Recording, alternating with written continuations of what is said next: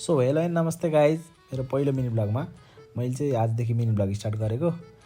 हामीलाई चाहिँ खाक्सी चाहिरहेको थियो, हामी सबैले खाक्सी लिन गयौँ। खाक्सी लिइसकेपछि हामी आयौँ, बाटोमा हामीले समोसा अनि आलु चप पनि किनेर आयौँ। हामीले खासरी खाक्सी किनेको चाहिँ हामीले त्यो रेजिनको काम गर्दैछौँ, त्यही रेजिनमा खाक्सी लाउनको लागि हो। अनि हाम्रो रुम चाहिँ यस्तो मेसी छ अहिले हामी चाहिँ यो सेपको बनाएको थियौँ क्लाइन्टको लागि। हामीले यसलाई अब निकालेर अनि खाक्सी लाएर त्यसपछि फाइनल कोटिङ गर्नुपर्छ। हामीले चाहिँ यसलाई खाक्सी लाएर राम्रोसँग पछाडि लेटेक्स दलेर फाइनल कोटिङ गर्नुपर्ने हुन्छ। हामीले त्यसरी नै फाइनल कोटिङ गऱ्यौँ। अनि फाइनल कोटिङ गर्दा गर्दै हामीलाई रेजिन पुरा पुगेन, अनि त्यसपछि फेरि हामी रेजिन लिन गयौँ। अनि रेजिन लिन गएर फर्केर आएपछि हामीले फेरि फाइनल कोटिङ गऱ्यौँ।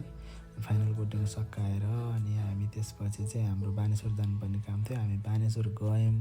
हामीसँग चाहिँ आज बाइक थिएन, त्यही भएर हामी बसमा जाने प्लान गऱ्यौँ। अनि हामी बसमा चढ्यौँ। बानेश्वरपट्टि एकदम ठुलो जाम भएकाले हामी यता शङ्खमुलपट्टिबाट गयौँ, र शङ्खमुलमा पनि एकदम जाम भएकाले हामी त्यहाँबाट ओर्लेर अनि हामी फ्रेम पसलतिर गयौँ। अनि फ्रेम पसलमा भिडियो बनायौँ पोस्टको लागि। अनि त्यसपछि हामी एकछिन बसेर फर्क्यौँ। आजलाई यति नै।